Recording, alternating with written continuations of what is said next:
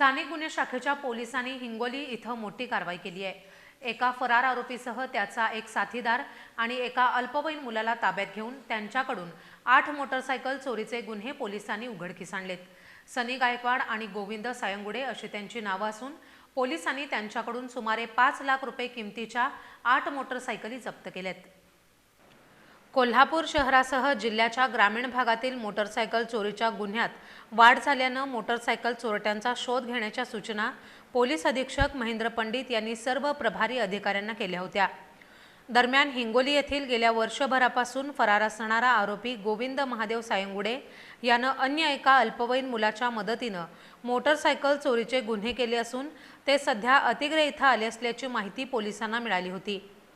पोलिसांनी सापळा रचून गेल्या वर्षभरापासून फरार असणाऱ्या गोविंद सायंगुडे, सनी गायकवाड आणि एका अल्पवयीन मुलाला मोटरसायकल चोरी प्रकरणी अटक केली आहे। यांच्यात त्यांच्याकडून जुना राजवाडा आणि लक्ष्मीपुरी पोलीस ठाण्याच्या हद्दीतील प्रत्येकी एक तसेच पंढरपूर, धाराशिव, सोलापूर पोलीस ठाण्याच्या हद्दीतील मोटरसायकल चोरीचे 8 गुन्हे उघडकीस आणत त्यांच्याकडून सुमारे 5 लाख रुपये किमतीच्या 8 चोरीच्या मोटरसायकली जप्त केल्यात। ही कारवाई पोलीस निरीक्षक रवींद्र कळमकर यांच्या मार्गदर्शनाखाली पोलीस उपनिरीक्षक शेष मोरे, अंमलदार अमोल कोळेकर, सुरेश पाटील, राम कोळी, रुपेश माने, विनोद कांबळे, संजय पडवळ, सुशील पाटील, राजेंद्र वरंडेकर यांनी केली आहे।